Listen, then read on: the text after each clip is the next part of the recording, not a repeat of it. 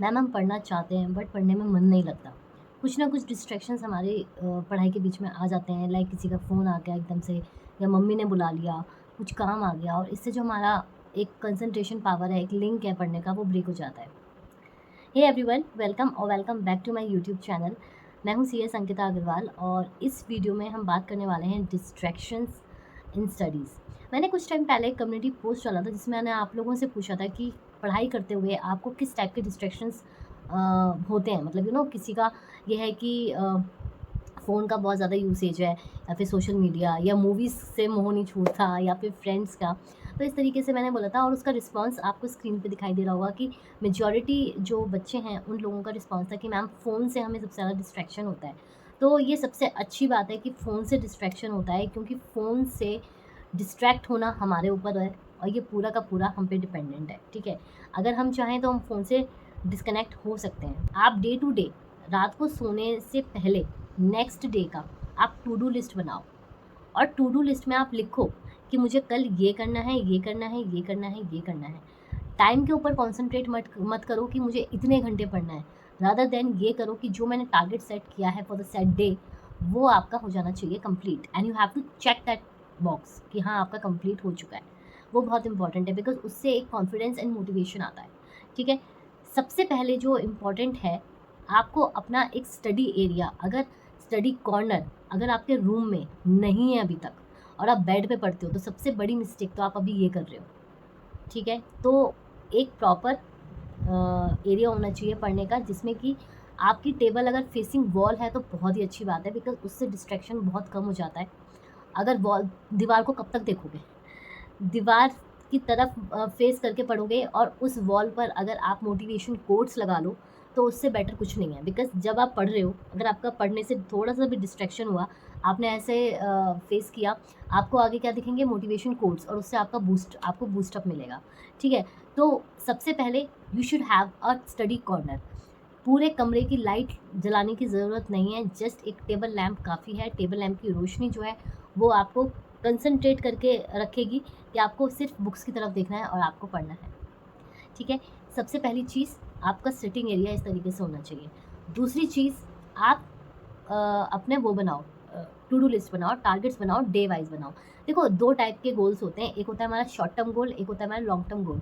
यहाँ पर long term goal क्या है? To crack CS exams. But short term goals क्या हैं? जो आपके सब्जेक्ट वाइज कंप्लीशन के होंगे। लाइक फॉर एग्जाम्पल, हमें इस वीक का टारगेट अगर बनाना है, और हमें ये देखना है कि हमें इतने चैप्टर्स कंप्लीट करने हैं, ये रिवाइज करने हैं, तो इस तरीके से हम अपने शॉर्ट टर्म गोल्स को अचीव कर सकते हैं, ठीक है। तीसरी चीज़, आप अपना रूटीन देखो। बहुत बच्चे ये बोलते हैं मुझे कि मैम, सब बोलते हैं कि सुबह पढ़ो, बट सुबह हमें उठा नहीं जाता है।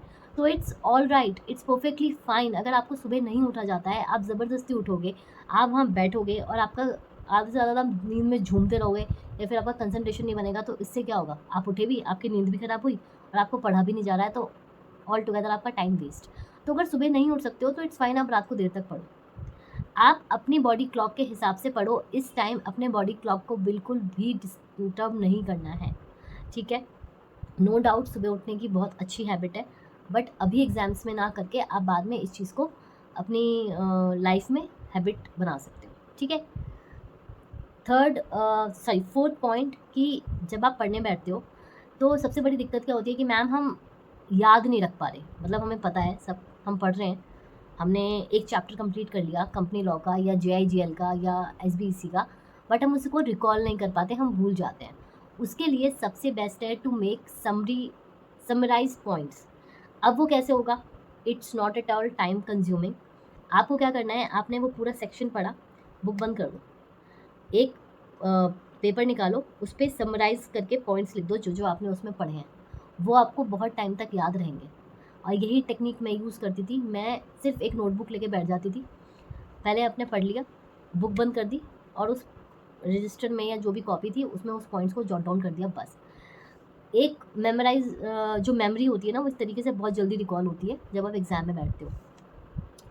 तो ये वाली चीज़ भी आपकी दिक्कत दूर हो गई, ठीक है। तो मैं जो अपने प्लानर्स जो बच्चों को कस्टमाइज़ करके मेंटोरशिप में देती हूँ, उसमें संडे फ्री है। Sunday you just have to revise, nothing else. और पूरे वीक का रिवाइज करने में मुश्किल से 2 घंटे लग रहे हैं, उसके बाद घूमो फिरो कुछ भी करो। आपको पता है ना कि आपको मंडे टू सैटरडे फिर उसी पेस पे जाना है। तो इसीलिए एक अपने लिए छोड़ो, और उसी को हम बोलते हैं डिटॉक्स। पढ़ाई से भी डिटॉक्स चाहिए, डिजिटल प्लेटफॉर्म से भी डिटॉक्स चाहिए, हर चीज़ से एक बॉडी को डिटॉक्स चाहिए, तभी वो और अच्छे से कॉन्सेंट्रेट कर पाता है।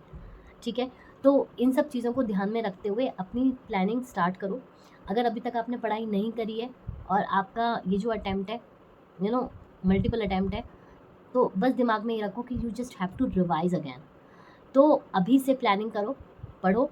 टेस्ट सीरीज़ अगर किसी स्टूडेंट को चाहिए तो कमेंट सेक्शन में बता देना, बिकॉज मैं टेस्ट सीरीज़ भी स्टार्ट करने वाली हूँ। टेस्ट सीरीज़ की रिक्वेस्ट मेरे पास बहुत ज़्यादा आ रही थी, एंड मेंटोरशिप के साथ भी टेस्ट सीरीज़ है। अगर मेंटोरशिप नहीं ले रहे हो तो आपकी अलग से भी टेस्ट सीरीज़ हैं। तो टेस्ट सीरीज़ की रिगार्डिंग अगर कोई क्वेरी है तो आप मुझे डीएम भी कर सकते हो इंस्टाग्राम पे, या फिर मुझे इस वीडियो के कमेंट सेक्शन में भी बोल सकते हो, तो मेरी जो टीम है वो आपसे कनेक्ट कर लेगी। ठीक है, so all the very best and just be positive and focused.